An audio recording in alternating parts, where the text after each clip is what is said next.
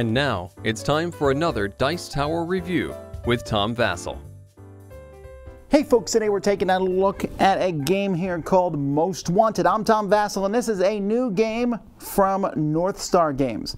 Now, North Star Games is known for putting out just a couple games a year or so. So when they come out with a new game, it's one that we're certainly going to want to take a look at. They're also known for making party-style games, and in the case of this one, it goes up to 8 players. Not many games do that. This is a game that is kind of, I guess, best described as a party-style poker game. Let's take a look.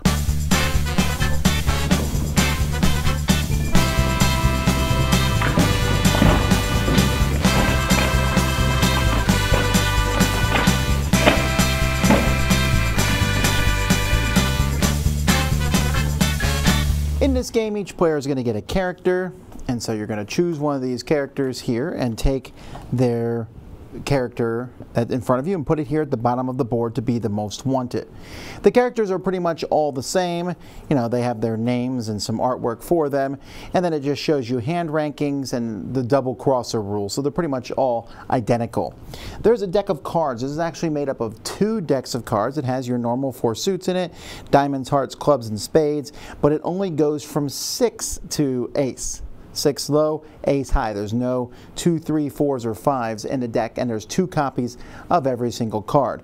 These cards are going to be shuffled. Everyone's going to get 5 cards. Now, on a player's turn, they're going to pick an action. So this is the base game here. There are 6 actions that you can participate in. Many of the actions are going to require people to play hands of cards. When you do this, you'll play the hand of card, and then there will be rankings. So the rankings are, if you have 4 of a kind, that wins with aces high. Then after 4 of a kind, 3 of a kind, 2 pair, 2 of a kind, and then whoever has the single highest card. There's also the rule of double crossing, which means if one of the hands is all aces, which is the highest it can go, and someone else plays all 6s, then the 6s, shown here with the pistols, are double cross and they win instead of aces. So if I play a single ace and you play a single 6, I play 2 aces and you play 2 6s, and so on and so forth. There is no straights, there is no flushes, and some of the other things that are found in poker, like full house. So when you pick one of these actions, you will do that action. Some are only you. For example, you can go to the church on your turn and discard as many cards as you want and draw back up to 7. You can go to honest labor, discard cards of the same color. You can discard as many cards as you want that are the same color, and you'll get 2 money bags for each card. The main things, though, is trying to do some robberies. Pony Express, you play 2 cards. Stagecoach, you play 3. Train, you play 4.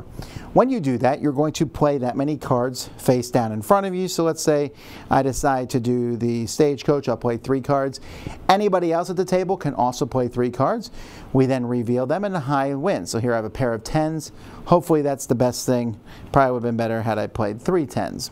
Anyway, the winner is going to get this many points. So in this case, they'll get 3 points. So they'll move their piece 3 points up on the track.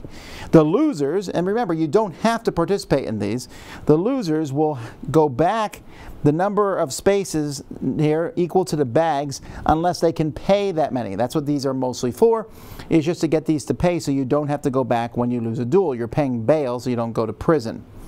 If you're not on the board, you have nothing to lose. So it's only when you're on the board that this will matter. You can also have a duel as your action, pick someone else, and you're going to play 1 or 2 cards. They play 1 or 2 cards, and the winner will go up spaces equal to the person that they're going against, the number next to them. That's how many spaces you will move up. The first person who gets up to the most wanted space at the very top is the winner of the game. That's pretty much the basic game. There's a few other things that once you go through the draw pile one time, the Pony Express will turn over. Now it's worth 3 points. The next time you go through, the Stagecoach worth 4, and the Train is worth 5. There's also a Most Wanted travel book that comes with here, and it shows different setups and possibilities to play. And with these setups, there are other sides to these cards, like the saloon where you can pay 1 money and to draw up to 8.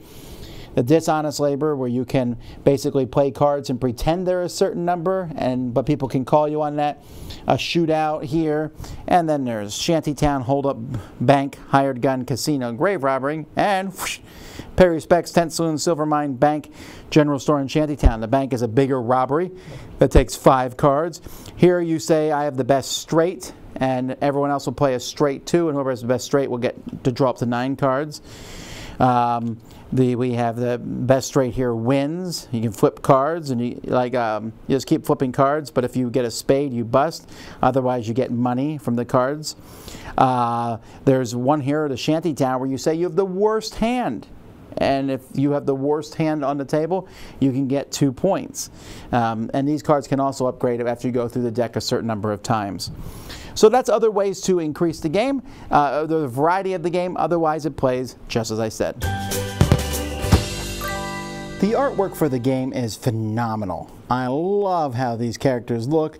They look like they're straight out of a Disney cartoon or something like that, and that's great. I mean, I wish there was maybe a way to differentiate, possibly, you know, like some special ability that people have, but that's not a big deal. But these are cool. The stand-ups are cool, although I will say the stand-ups are so big and there's such a big white border on them that it's not always easy to tell. And you can see, if you're a taller person like me, it's not always easy to tell which one is in which spot here, and they fall over really easily.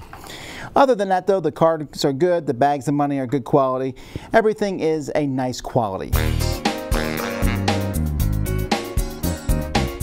So I'm a little surprised with some of the choices that were made with this game. Now, this game is from the same folks who made Happy Salmon, a very simple, light game.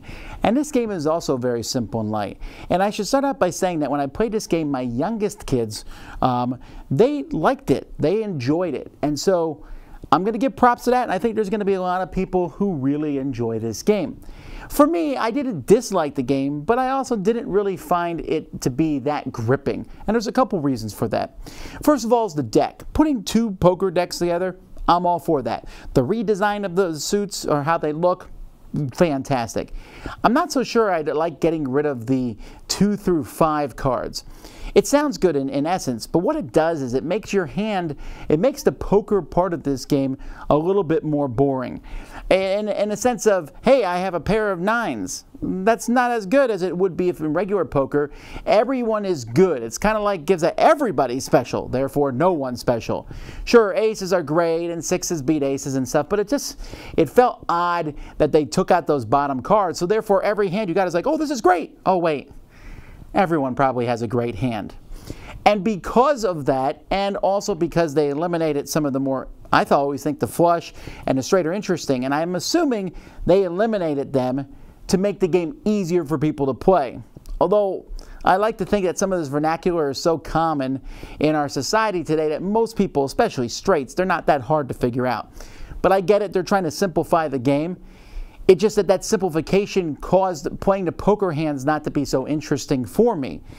That coupled with the less of poker hands, the taking out the 2 through 5, and then having 2 of every card and just there being complete randomness means anytime someone tries to rob something, so they're like, I'm going to rob the Stagecoach, and I'm sitting there and I have 2 10s. I have no earthly idea if I have a good hand or not. 10s are in the middle. Well, I guess they're slightly higher than the middle, but someone else might have a better hand than me, and I'm not sure, so I just play and, oh, you got a better hand than me, yeah, and there's no real strategy to the cards that I'm playing. And because of that, that just makes those hands kind of a crapshoot to some degree, pun intended, I guess. Especially when you don't have any points, you might as well just always play a hand of cards. You draw back up to 5 after every time there's a hand played. And so you might as well just try your best. Then you might draw 7 cards from the one thing, but you still might not have as good of a hand as someone else just through luck of the draw. And poker has that luck of the draw, but then has you bluff and say, well, yeah, I didn't get a good hand, but maybe I did. And money and things are being thrown around. Here, they've gotten rid of that, so you're simply just flipping cards over. Now, that might be like a wee moment for some people, but it really wasn't for me. I just merely found it okay. That also combined with, if you play the base game, I thought parts of it were tedious. On the first turn, most of the players were sitting around drawing 7 cards. Why would you not? The more cards you have, the better your odds are. And you can say, well, I'm not going to draw, I'm going to do a robbery right away. Well, if you do a robbery right away, the people who already drew 7 cards before you did have a slight advantage. After everyone drew 7 cards, and people start discarding cards for money, or maybe they did the money first and then that. That's just in case once you get on the board, you do some honest labor so that you don't lose things. I won't play the basic game of this again. I'll play with some of those other cards, the one where you draw off the top of the deck till you bust, dishonest labor, a little bit of bluffing and stuff. That makes the game better, and that actually keeps me from disliking the game.